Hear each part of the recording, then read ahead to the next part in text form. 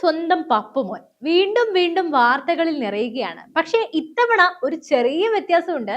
സാധാരണ ബി നേതാക്കളോ ട്രോളന്മാരോ ഒക്കെയാണ് പപ്പുമോനെ കളിയാക്കാറുള്ളത്. എന്നാൽ ഇത്തവണ പണി വന്നിരിക്കുന്നത് സ്വന്തം തട്ടകത്തിൽ നിന്നാണ്. അതും കോൺഗ്രസിന്റെ വിശ്വസ്തനും മുതിർന്ന നേതാവുമായ സാക്ഷാൽ മണിശങ്കർ അയ്യർ.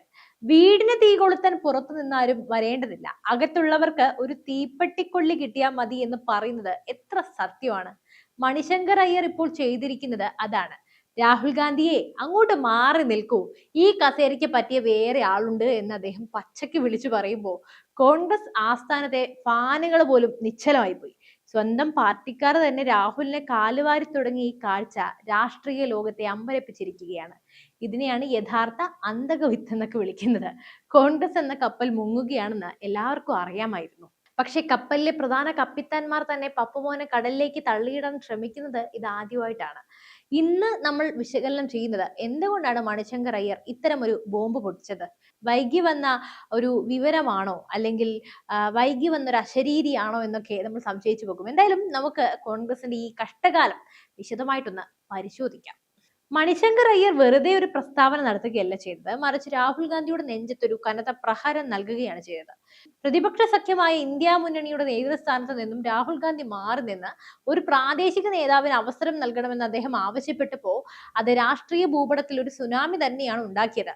മമതാ ബാനർജി, അഖിലേഷ് യാദവ്, MK സ്റ്റാലിൻ, തേജസ്വി യാദവ് എന്നിവർക്ക് സഖ്യത്തിന്റെ നേതൃത്വം ഏറ്റെടുക്കാമെന്നാണ് അയ്യരുടെ നിർദ്ദേശം.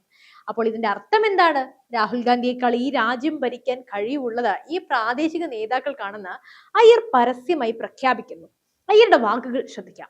നമ്മൾ അത്ര കഴിവില്ലാത്തവരായതുകൊണ്ടാണ് മമതാ ബാനർജിയെ അകറ്റി നിർത്തിയത്. അത് കോൺഗ്രസിനെ ദുർബലപ്പെടുത്തി. ഇതിലും വലിയൊരു നാണക്കേട് കോൺഗ്രസ് പാർട്ടിക്ക് ഇനി എന്താണ് വരാനുള്ളത്? സ്വന്തം പാർട്ടിയുടെ നേതൃത്വം കഴിവില്ലാത്തവരാണെന്ന് ഒരു മുതിർന്ന നേതാവ് ലോകത്തിന് മുന്നിൽ സമ്മതിച്ചിരിക്കുകയാണ്. എന്തായാലും ഇത് നമ്മൾ ഇന്ത്യക്കാർ അല്ലെങ്കിൽ രാജ്യത്തെ സ്നേഹിക്കുന്നവർ നേരത്തെ മനസ്സിലാക്കി അയ്യരെ. രാഹുൽ ഗാന്ധി പരാജയമാണെന്ന് BJP പറയുമ്പോൾ നമ്മൾ വിചാരിക്കും അത് രാഷ്ട്രീയ ശത്രുതയൊക്കെയാണെന്ന്. എന്നാൽ മണിശങ്കർ അയ്യർ അത് പറയുമ്പോൾ അത് കൈപ്പുള്ള സത്യമാണ്. രാഷ്ട്രീയത്തിൽ ഓരോ ചുവടും പിഴയ്ക്കുന്ന പപ്പുമോനെ ഇനിയും സഹിക്കാൻ പാർട്ടിക്കുള്ളിലെ മുതിർന്ന നേതാക്കൾക്ക് വയ്യ എന്ന് വേണം ഇതിൽ നിന്നും മനസ്സിലാക്കാൻ. പ്രാദേശിക നേതാക്കൾക്ക് BJPയെ നേരിടാൻ കൂടുതൽ കരുത്തുണ്ടെന്ന് അയ്യർ പറയുമ്പോൾ രാഹുൽ ഗാന്ധി ഒരു ദേശീയ നേതാവാകാൻ യോഗ്യനല്ലെന്ന് അദ്ദേഹം അടിവരയിടുകയാണ്. എന്തിനാണ് രാഹുൽ ഗാന്ധിയെ എല്ലാവരും പപ്പുമോൻ എന്ന് വിളിക്കുന്നത്? അത് അദ്ദേഹത്തിന്റെ ചില പ്രവൃത്തികൾ കൊണ്ടും ചിന്താഗതികൾ കൊണ്ടും ഉണ്ടായതാണ്. രാഷ്ട്രീയത്തെ ഒരു സീരിയസ് ബിസിനസ്സായി കാണാൻ രാഹുലിന് ഇതുവരെ കഴിഞ്ഞിട്ടില്ല. ഓരോ തിരഞ്ഞെടുപ്പിലും വൻ പരാജയങ്ങൾ ഏറ്റുവാങ്ങുമ്പോഴും അദ്ദേഹം വേഷം കെട്ടിയും വിദേശ യാത്രകൾ നടത്തിയും സമയം കളയുകയാണ്. ഇത് ഞാൻ പറഞ്ഞതോ മണിശങ്കർ അയ്യറോ പറഞ്ഞതല്ല, ഇന്നത്തെ പല കോൺഗ്രസിന്റെ അണികളും പറയുന്നതാണ്. മണിശങ്കർ അയ്യർ ചൂണ്ടിക്കാണിച്ച തിരിച്ചടികൾ വെറുതെയല്ല. സ്വന്തം മണ്ഡലമായ അമേഠിയിൽ പോലും വിജയിക്കാൻ കഴിയാത്ത ഒരാൾ എങ്ങനെയാണ് ഒരു വലിയ രാജ്യത്തിന്റെ പ്രധാനമന്ത്രിയാകാൻ സ്വപ്നം കാണുന്നത്? സ്വപ്നം കാണാൻ പോലും യോഗ്യതയില്ല, ജനങ്ങൾക്കിടയിൽ സ്വാധീനമില്ല, സ്വന്തം പാർട്ടിക്കാരെ പോലും ഒന്നിപ്പിക്കാൻ കഴിയാത്ത ഒരാൾക്ക് എങ്ങനെയാണ് ഇന്ത്യയെ നയിക്കാൻ കഴിയുക? രാഹുൽ ഗാന്ധി തന്റെ പ്രസംഗങ്ങളിലൂടെ പലപ്പോഴും സ്വയം പരിഹാസ്യനാകാറുണ്ട്. BJPയെ എതിർക്കാൻ വിഷയങ്ങളില്ലാതെ വരുമ്പോൾ അദ്ദേഹം ഉപയോഗിക്കുന്ന വാക്കുകളും ശൈലികളും പലപ്പോഴും BJPക്ക് തന്നെയാണ് ഗുണകരമാകുന്നത്. ഇതുകൊണ്ടാണ് BJPയുടെ ഏറ്റവും വലിയ പ്രചാരകൻ രാഹുൽ ഗാന്ധിയാണെന്ന് ആളുകൾ തമാശയായി പറയുന്നത്. അയ്യരുടെ പ്രസ്താവനയിലൂടെ തെളിയുന്നത് ആ സത്യം ഇപ്പോൾ കോൺഗ്രസ് നേതാക്കളും തിരിച്ചറിഞ്ഞു തുടങ്ങിയിരിക്കുന്നു എന്നതാണ്. സത്യം പറഞ്ഞാൽ രാഹുൽ ഗാന്ധിയെ വിശ്വസിച്ച് നമ്മുടെ രാജ്യത്തെ ഏൽപ്പിക്കുന്നത് കൊരങ്ങന്റെ കയ്യിൽ പൂമാല കിട്ടിയതുപോലെയൊക്കെ ആയിരിക്കുമെന്നാണ് എനിക്ക് തോന്നുന്നത്. പപ്പുമോൻ മാറാതെ കോൺഗ്രസിന് രക്ഷയില്ല എന്ന് പാർട്ടിയിൽ ഒരു വിഭാഗം ഉറപ്പിച്ചും കഴിഞ്ഞു. മണിശങ്കർ അയ്യർ കോൺഗ്രസിനെ പ്രതിസന്ധിയിലാക്കുന്നത് ഇതാദ്യമായിട്ടുമല്ല. ഇദ്ദേഹം ഒരു വാക്ക് പറഞ്ഞാൽ മതി, BJPക്ക് തെരഞ്ഞെടുപ്പിൽ 10% വോട്ട് കൂടും. അതായത് സത്യം പറഞ്ഞാൽ ചരിത്രം പരിശോധിച്ചാൽ നമുക്ക് മനസ്സിലാകും. നരേന്ദ്രമോദിക്ക് കോൺഗ്രസ് സമ്മേളനത്തിൽ ചായ വിൽക്കാമെന്ന് അയ്യർ പറഞ്ഞപ്പോ അത് ഭാരതത്തിൽ ലക്ഷക്കണക്കിന് വരുന്ന അധ്വാനിക്കുന്ന ജനവിഭാഗത്തെ അധിക്ഷേപിക്കുന്നതിന് തുല്യമായിരുന്നു. ജനങ്ങൾ അതിന് മറുപടി നൽകിയത് മോദിയെ ചരിത്ര ഭൂരിപക്ഷത്തിൽ പ്രധാനമന്ത്രിയാക്കിക്കൊണ്ടാണ്. ഗുജറാത്ത് തെരഞ്ഞെടുപ്പ് പ്രചാരണ വേളയിൽ പ്രധാനമന്ത്രിയെ നീച്ച് അഥവാ താഴ്ന്നവൻ എന്ന് വിളിച്ചത് വലിയ പ്രത്യാഘാതങ്ങളാണ് ഉണ്ടാക്കിയത്. പപ്പുമോനെ ഉപദേശകനായി നടന്ന അയ്യർ പാർട്ടിക്ക് വരുത്തിവെച്ച ആഘാതം വളരെ വളരെ വലുതായിരുന്നു. അന്ന് കോൺഗ്രസ് അദ്ദേഹത്തെ പാർട്ടിയിൽ നിന്ന് പുറത്താക്കിയെങ്കിലും വീണ്ടും തിരിച്ചെടുത്തു. ഇപ്പോഴത്തെ വിമർശനം ഇപ്പോൾ അദ്ദേഹം രാഹുലിനെതിരെ തന്നെ തിരിഞ്ഞിരിക്കുകയാണ്. രാഹുൽ വഴി മാറണം. ഇങ്ങനെ പറയുമ്പോൾ പപ്പുമോന്റെ കാലാവധി കഴിഞ്ഞു എന്ന കൃത്യമായ സന്ദേശമാണ് അയ്യർ നൽകുന്നത്. സ്വന്തം നേതാവിനെതിരെ ഇത്തരത്തിൽ രൂക്ഷമായി വിമർശനം ഉന്നയിക്കുന്ന ഒരു നേതാവ് പാർട്ടിയിൽ ഉണ്ടെങ്കിൽ പിന്നെ എന്തിനാണല്ലേ ശത്രുക്കൾ? കാലുവാരികൾ പുറത്തല്ല, രാഹുൽ ഗാന്ധിയുടെ തൊട്ടടുത്ത് തന്നെയാണുള്ളത്, KC യെ പോലെ. ഇന്ത്യൻ രാഷ്ട്രീയത്തിന്റെ ഇപ്പോഴത്തെ ഗതി പരിശോധിച്ചാൽ ഒരു കാര്യം വ്യക്തമാണ്. ജനങ്ങൾക്ക് കുടുംബ വാഴ്ചയുടെ രാഷ്ട്രീയത്തിനോട് പുച്ഛമാണ്.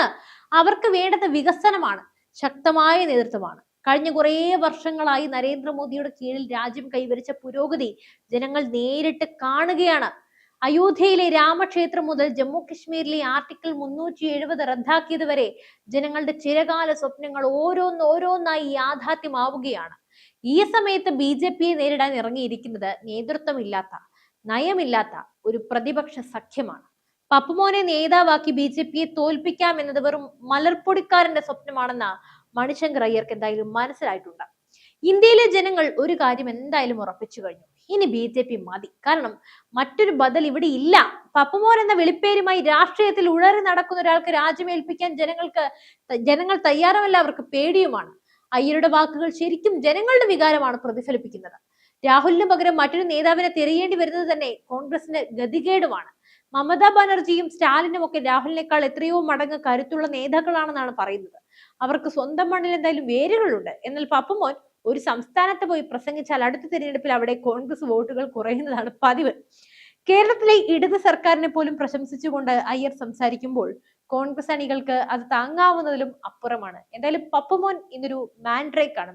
രാഹുൽ ഗാന്ധിയുടെ നേതൃത്വത്തെ ന്യായീകരിച്ച് ഇമ്രാൻ മസൂദ് വരുന്നുണ്ടെങ്കിലും ഇതൊക്കെ വെറും വേഷം കെട്ടലുകൾ മാത്രമാണ്. ഇന്ത്യ മുന്നണിയെ നയിക്കാൻ ദേശീയ തലത്തിൽ രാഹുലിന് അംഗീകാരമുണ്ടെന്ന് മസൂദ് പറയുന്നത് കേട്ടാൽ ചിരിക്കാത്തവർ ആരും കാണില്ല. ഓരോ റാലിയിലും ആളുകൾ രാഹുലിനെ കാണാൻ വരുന്നത് ഒരു വിനോദമായിട്ടാണ്, അല്ലാതെ വോട്ട് ചെയ്യാനല്ല എന്ന് തിരഞ്ഞെടുപ്പ് ഫലങ്ങൾ തെളിയിക്കുന്നു. അപ്പോൾ ഈ ഒരു സാഹചര്യത്തിൽ സ്വന്തം പാളയം തന്നെ കാലുവാരി തുടങ്ങിയതോടെ രാഹുലിന്റെ രാഷ്ട്രീയ ഭാവി ഏതാണ്ടൊക്കെ അസ്തമിച്ചു കഴിഞ്ഞു. ഇനി രാജ്യത്തെ മൊത്തം എടുത്തു നോക്കുകയാണെങ്കിൽ ഈ രാജ്യം ഇന്ന് കുതിച്ചുകൊണ്ടിരിക്കുകയാണ്. ആ കുതിപ്പിന് തടയിടാനായി പപ്പുമോന്റെ പാഴ്വാക്കുകൾക്ക് കഴിയില്ല. അപ്പൊ ചുരുക്കത്തിൽ പറഞ്ഞ മണിശങ്കർ അയ്യരുടെ ഈ പ്രസ്താവന കോൺഗ്രസ് എന്ന നൂറ്റാണ്ടുകളുടെ പഴക്കമുള്ള പാർട്ടിയുടെ ശവപ്പെട്ടിയിലെ അവസാനത്തെ ആണിയായി മാറും. രാഹുൽ ഗാന്ധിയെ വിശ്വസിച്ച് മുന്നോട്ട് പോകാൻ ഇനി കോൺഗ്രസുകാർക്ക് പോലും കഴിയില്ല. സ്വന്തം നേതാവിനെതിരെ വിരൽ ചൂണ്ടുന്ന മുതിർന്ന നേതാക്കൾ ഉണ്ടാകുന്നത് ഒരു രാഷ്ട്രീയ ദുരന്തമാണ്. പപ്പുമോന്റെ നേതൃത്വം ഇന്ത്യക്ക് വേണ്ടെന്ന് ജനങ്ങൾ പണ്ടേ തീരുമാനിച്ചു കഴിഞ്ഞു. അതുകൊണ്ടാണല്ലോ ഭാവി പ്രധാനമന്ത്രിയെ എന്ന് പറഞ്ഞുകൊണ്ട് അഡ്രസ് ചെയ്യുന്നത്. ഇപ്പോൾ അയ്യർ വഴിമാറാൻ ആവശ്യപ്പെട്ടതോടെ ആ കസേര തെറിക്കുമെന്ന് ഉറപ്പായി. ഭാരതം ശക്തമായ കൈകളിലാണ്.